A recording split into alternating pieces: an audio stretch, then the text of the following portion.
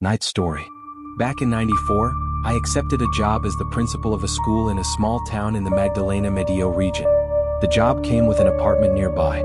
I liked it, even though it was on the second floor, because the atmosphere was peaceful, not too noisy, and the master bedroom was spacious with a balcony terrace that overlooked a small alley lined with bougainvillea. You could even see part of the neighboring house's backyard, which was more like a beautiful garden full of plants and flowers of all kinds. Every morning, a very old lady would sit on a long wooden bench to drink her coffee. I lived alone in that town, so my favorite part of the morning routine before heading to school was sitting on my balcony bench with a cup of coffee, looking off into the distance, imagining that the old lady and I were keeping each other company, even though we were at least 15 meters apart and had never exchanged a single word. I even gave her a name, a job, and a backstory. I told myself she was a retired teacher who now just enjoyed the peace of her final years. One morning, as usual, Dona Renata, as I called her, came out to sit on her bench, but this time she was accompanied by another woman, a young woman dressed in a nun's habit. I stayed in my balcony with my cup of coffee, watching them for a couple of minutes with a strange tenderness. It was nice to see someone finally sharing a cup of coffee with her. The nun was holding her hands and speaking softly, maybe telling her a story or offering comfort. Dona Renata just smiled. But then something strange happened. The nun suddenly turned and looked directly at me. Her eyes met mine. I felt my heart stop. Embarrassed, I quickly moved my body to the side, blushing. I thought maybe they'd think I was spying. When I stood up to go inside, I noticed they were no longer on the bench. Oh no, I thought they must think I'm some weirdo. Just as I was getting ready to leave, someone rang the doorbell. I peeked through the window and saw a woman downstairs holding an envelope. She looked vaguely familiar, but I couldn't place her. I went down to answer the door, and what she told me caught me off guard. The envelope was an invitation to have coffee, signed by Dona Renata. I asked immediately, "Is the lady's name really Renata?" She replied, "Yes, that's my mom's name. But don't worry if you don't want to go. She probably won't remember anyway, she suffers from Alzheimer's. She just suddenly asked me to invite the neighbor for coffee. So here I am."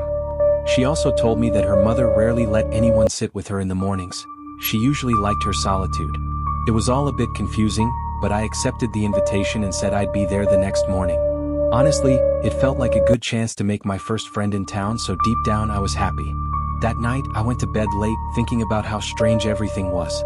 Maybe the nun had suggested the idea? Or maybe it was just a coincidence. Also, her name really was Renata? Had someone told me without me noticing? Maybe my mind just made it up. I tend to get distracted easily. The next morning was calm and fresh. I walked across the alley and knocked gently on the neighbor's door. After a moment, the same woman from the day before answered. "Good morning, I'm glad you came. My mom is in the kitchen, I'll introduce you. She'll be very happy to see you." She got up very early and seems to be in a good mood. The house was charming, white and yellow walls, floral tiles, bookshelves, little plants, and furniture covered with patchwork cloths. It felt like stepping into an old photograph. Dona Renata was standing at the back door near the kitchen, leaning on her cane. She didn't say anything, just smiled and walked to the center of the garden, where a bench and a table with a thermos and 3 empty cups were waiting. I sat at one end, but she pointed to the other seat, saying that was her sister's spot. So I moved. I served the coffee and tried to break the ice by asking what kind of music she liked. I had noticed a shelf full of old radios and records behind a curtain. She laughed and said, "Rafa was crazy, he'd dance all the time and always embarrassed me, grabbing my butt while dancing. My husband caught him once and chased him with a shotgun. That day, he had a whole group of people following him because he was headed to the river." I had no idea what she was talking about. It felt like she was telling multiple stories at once. But I enjoyed listening. I saw her daughter in the kitchen smiling and signaling me to play along. Dona Renata continued. "The priest used to scold her, but she would sneak out because she didn't like being there. But my godfather always watched over her. One day, a whole mess happened because of a bull they brought for the festival. I was wearing a new dress from my aunt in the US, and the bull lifted me into the air. I fainted. If it hadn't been for my sister, that animal would have killed me. She got a bad wound on her chest. It turned horrible. They had to take her to the doctor. She moved away. Sometimes she visits and talks with me. But she doesn't like anyone to see her. It embarrasses her. She just likes you," she added, whispering, and winked at me. I didn't understand much, but she seemed nice. Despite her condition, she was talkative, and her stories, though scattered, felt vivid. I enjoyed going to her house every morning for several weeks. Then one day I knocked and Ruth, the daughter, said her mom wasn't feeling well, she had a bad cough. That day I saw the nun again sitting in the living room praying the rosary. From then on, I visited every morning to ask how Dona Renata was doing, but things weren't looking good. One day Ruth told me, "I think my mom is leaving us soon. You should say goodbye, you're the only friend she has left." I walked into her room. She was lying in bed, dressed in white, eyes closed, her gray hair in a bun. I sat beside her and thanked her for her friendship, for her stories, for making me feel at home. While I spoke, it felt like her presence was slowly fading. That's when the nun came in, sat beneath a portrait of Jesus, and quietly began praying. As I got up to leave, I heard someone call my name. It was the nun. She looked me in the eye and said, "Thank you for being my sister's friend." I nodded and stepped out. I knew then that Dona Renata had passed. I could feel it, like someone had switched off the light in a nearby room. Ruth was sitting in the living room praying. When she saw me, I confirmed her suspicion with a nod. She broke down crying, face buried in her knees. I sat next to her, held her hand, and told her her mother had lived a happy life, and now she was at peace. That she and her aunt needed to be strong. Months after the funeral, after weeks of nightmares and a nagging cough, I ran into Ruth at the market. We shared a ride home and chatted for a while. Before I left, she grabbed my arm and said, "There's something I've been wanting to ask you for a long time." She paused, then said, "Did my mom ever mention something about an accident with a bull?" "Yes," I answered.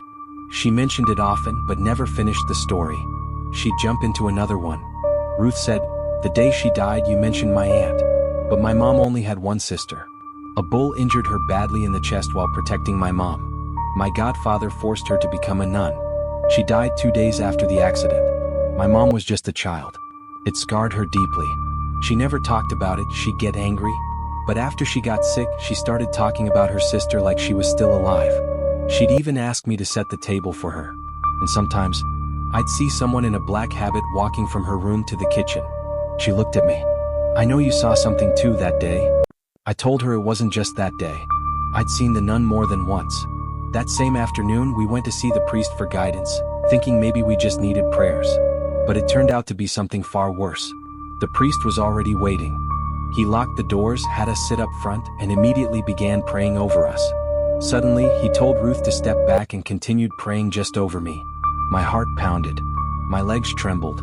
It felt like something was trying to tear its way out of my chest. I began convulsing. Everything blurred. I couldn't understand what the priest was saying.